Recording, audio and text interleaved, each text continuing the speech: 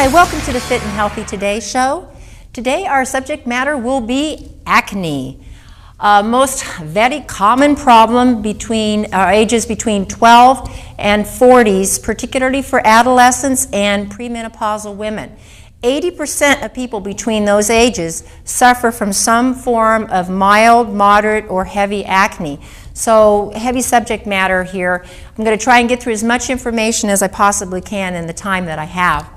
First of all, acne, we have these little glands under our skin that produce something called sebum, or sebum. And what it is it keeps the skin moist. It's an oil gland. What happens is certain things can cause an increase in production of the sebum and cause little areas to get clogged under the pores, bacteria, and form either blackheads, which is a mixture with something called keratin under the skin, and various skin pigments, or actually get inflamed and become slightly infected. So we're going to give you some suggestions today. We're going to define it, give you some suggestions as far as diet is concerned, and then the supplementation you can do to help alleviate the symptoms of acne. First of all, hormonal fluctuations or imbalance are probably one of the biggest causes of premenopausal and adolescent acne, which primarily arises from androgens, the conversion of testosterone into dihydrotestosterone, and then estrogens are somewhat antagonistic, particularly environmental estrogens. In a nutshell, hormones are fluctuating all over the place, and it causes acne and the sebum to overproduce. Poor diet, poor digestion, you don't break down fats, you have the wrong kinds of foods, you take in toxic chemicals, over 3,000 different toxic chemicals in the U.S. added to food, will cause your liver to become toxic. On a cellular level, you become toxic. You're not digesting your foods. The liver becomes imbalanced. You just cannot properly regulate your hormones or stabilize the hormones. Emotional distress, increases in cortisol cause hormones to become disrupted. And cortisol releasing causes kind of like a battery acid on the vascular system, so it decreases circulation. Nutritional deficiencies. In order to maintain healthy skin, healthy bacterial levels in the skin, and the proper sebum content in the skin, certain nutrients are required to maintain health in that regard. Food sensitivities or chemical exposures. So if you get chemicals or you have certain types of allergies, allergies make you inflamed and hypersensitive, and so it'll make the skin inflamed and hypersensitive to everything, and therefore you'll get that acne breakout. Chemical exposure, particularly with those 3,000 chemicals that I mentioned, along with all the pesticide chemicals, all the other clinging chemicals that we're exposed to. Your body has to detox all of these. I heard an estimation that my great-grandparents were exposed in a lifetime to chemicals of what we're exposed to in one day. Just a lot more chemicals than the old days, 100 years ago. Genetics can affect it, a propensity towards having more skin issues or having thinner skin, or how your sebum regulates itself, or how good your liver. Genetically, certain people, families who have problems with acne, their kids will have more problems, but we can reduce it with some of the other suggestions I'm going to give. Candida. The sugar feeds that candida, and with such high amounts of sugarholics, people who consume a lot of sugar, processed foods, it feeds something called candida, or otherwise aka known as yeast. And that yeast just goes crazy. It causes you to become inflamed, hypersensitive, and actually literally they have done testings on the skin as far as the glucose is concerned when people have diabetes or high sugar content, and literally how the skin and the cells process sugar comes out definitely through the skin. We're going to address diet first of all, and the things that you can do dietary to help, and then the things that you can avoid that hinder the process or contribute to acne. Diets, and good old Jack LaLanne 40 years ago said, diets of unprocessed foods. Good old wholesome shopping the perimeter of the grocery store. A lot of fruits and vegetables. Good sources of quality protein. Now mind you, hormone-free protein, because guess what?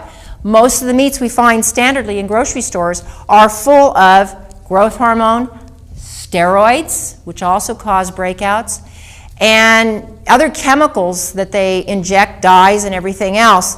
So finding good clean sources of meat or vegetable sources of protein like beans, cheeses, certain things like that are going to be much less likely to have those growth hormones, provided that they are hormone-free, and you have to look for that.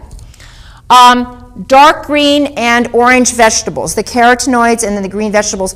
And then there are certain foods that contain an acid called oxalic acid, which includes almonds, beets, cashews, and Swiss chard we call it.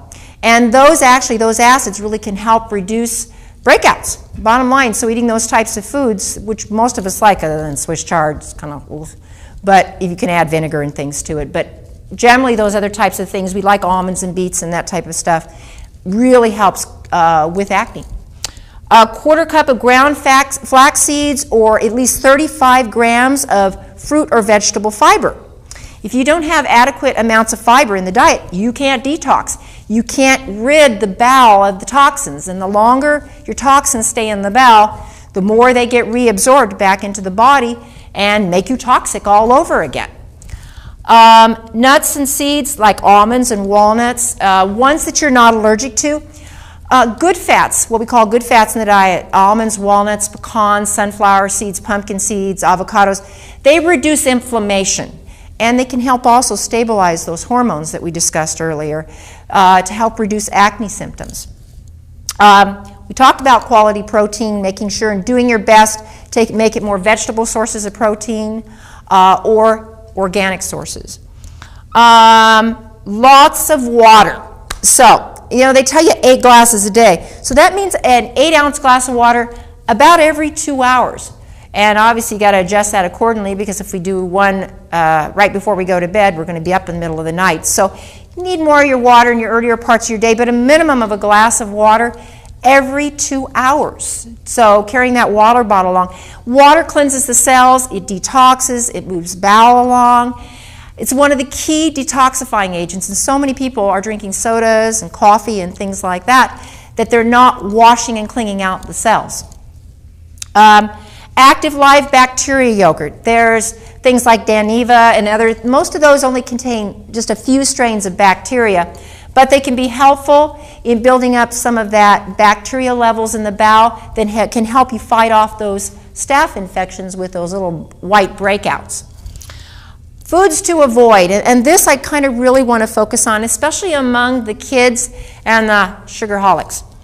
You got to avoid junk and processed foods as much as you can if you have acne issues. I mean, this is junk. They're full of hydrogenated oils and fats. Fats that literally are chemical. They don't break down. They're called trans fats, and some actually governments and city governments have outlawed them. Sugar encourages oil production and bacteria or yeast. And remember how I told you how they actually literally tested the skin? There literally is something called skin diabetes, which basically means you have these cells in your skin that hold a lot more sugar and much more sugar receptive. And under those circumstances, guess what? Sugar feeds bacteria and yeast, so you're going to break out more. So getting yourself off of that sugar to change those cells and how they receive sugars is very, very important. Food allergies, particularly to dairy, wheat, corn, chocolate, those tend to be some of the worst offenders other than hydrogenated foods to contribute towards acne. So if you can avoid those for a while to see whether or not your body responds or reacts, or eliminate them and maybe add one at a time and see if it aggravates your acne, very good option to choose. Obviously, acne isn't just a physical thing. It affects people emotionally, especially kids. People make fun, all those kinds of things. As an adult, you can usually deal with it a little bit better. But kids are sensitive to their peer pressure. And